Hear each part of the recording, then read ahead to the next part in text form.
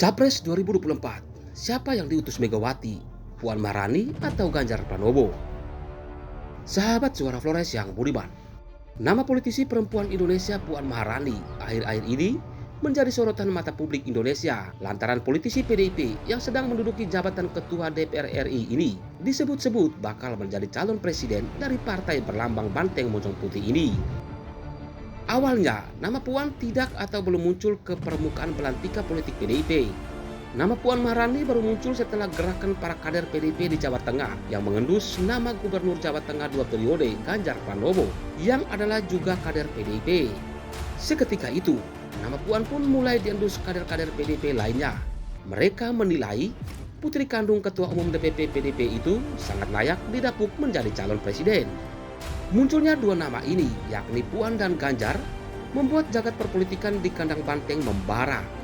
Gesekan-gesekan emosional antara dua kubu pendukung kian terlihat memanas sejak Megawati meminta para kader berhenti bicara calon presiden karena waktunya masih jauh.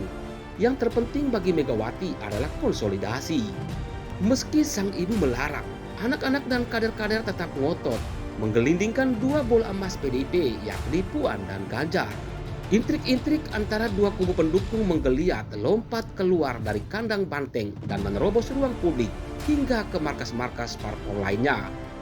Ketika seolah Ganjar terkesan ditolak sang ibu, nama Ganjar malah ditarik masuk dalam bursa capres di parpol lainnya.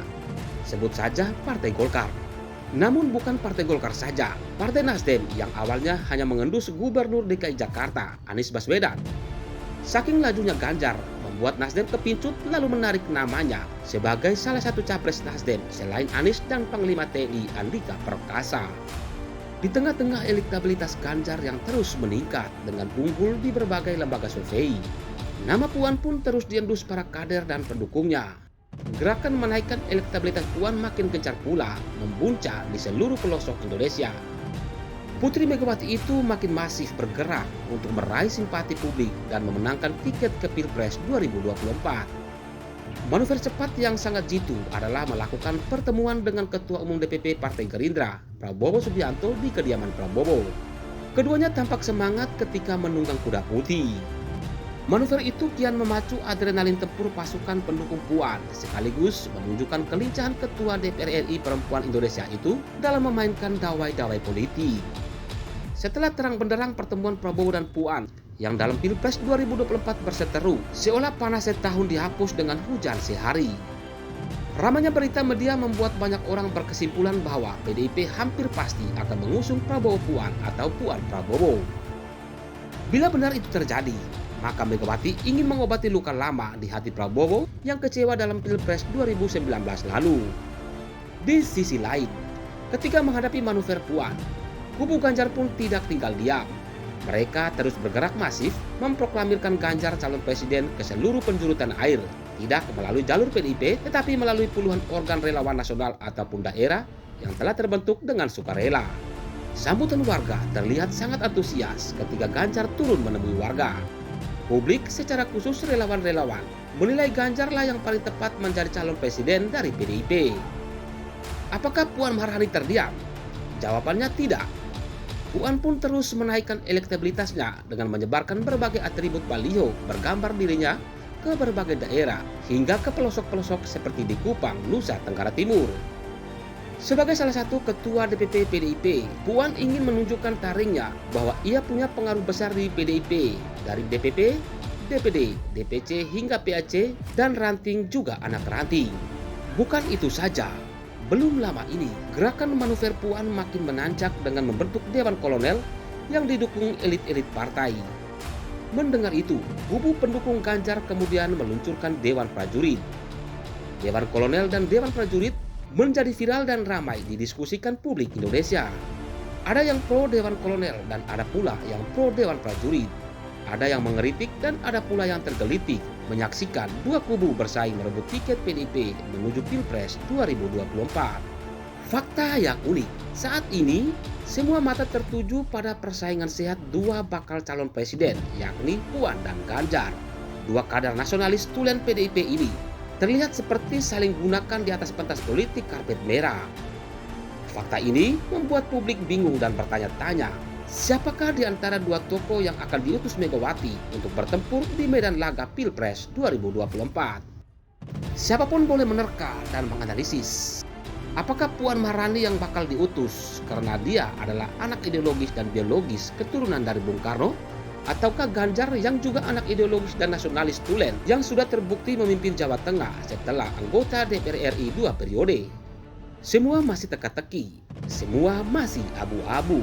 Bisa Puan, bisa juga Ganjar. Kartu ada di tangan sang ibunda Megawati karena dia tahu bola mana yang akan dia tendang dari dua bola emas murni yang ia miliki. Hal yang pasti, PDIP tentu tidak mau kalah dalam Pilpres 2024 mendatang. Sebagai Ketua Umum DPP PDIP, sebagai sang mantan Presiden Republik Indonesia, sebagai sang maestro politik Indonesia, dan sebagai sang ibu, Megawati bukanlah politisi amatiran. Dia tentu tengah memainkan bidak-bidaknya di atas papan catur politik nasional, sambil melihat langkah bidak-bidak lawannya sebagai sang kapten permainan politik. Babak penyisian dari sebuah kompetisi yang masih panjang ini, ia tidak akan membuat blunder dan melakukan gol bunuh diri. Ia sangat memahami psikologi masa politik Indonesia yang tergila-gila dengan kader-kader emasnya. Pemain bersepatu emas yang akan dia lepas di babak final adalah pemain yang punya kecerdasan dan punya skill, serta memiliki naluri strategi khusus untuk menggiring bola, menerobos kawat berduri pagar betis, dan membuahkan gol kemenangan. Meski publik Indonesia kini dibuat penasaran, dibuat gelisah, dibuat tak sabar, anak kandung Presiden Soekarno ini tentunya tidak gegabah hanya karena desakan dan intrik-intrik lawan politik yang kini tengah memasang kuda-kuda dan jerat-jerat tali politik untuk menaikkan simpati massa dan elektabilitas partai lawan dengan menarik kader-kader emasnya. Sebagai ibu bangsa dan sebagai sang pendekar politik yang menumbangkan rezim Soeharto, dan juga sebagai pemimpin tertinggi partai yang mengusung dan memenangkan Jokowi Ahok di Pilkada Jakarta, serta memenangkan Jokowi menjadi presiden 2 periode dengan keberhasilan besar pembangunan bangsa saat ini, Ibu Megawati tidak mungkin melepas dan mengutus kader yang akan meruntuhkan konstruksi Indonesia maju yang dibangun dengan berdarah, dengan air mata, dan dengan nyawa selama 8 tahun terakhir ini.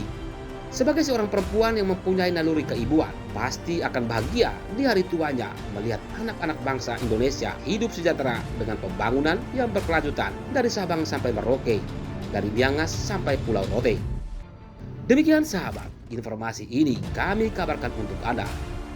Nantikan update informasi-informasi lain hanya di channel YouTube Suara Flores, channel kebanggaan Anda. Salam hormat dan sampai jumpa.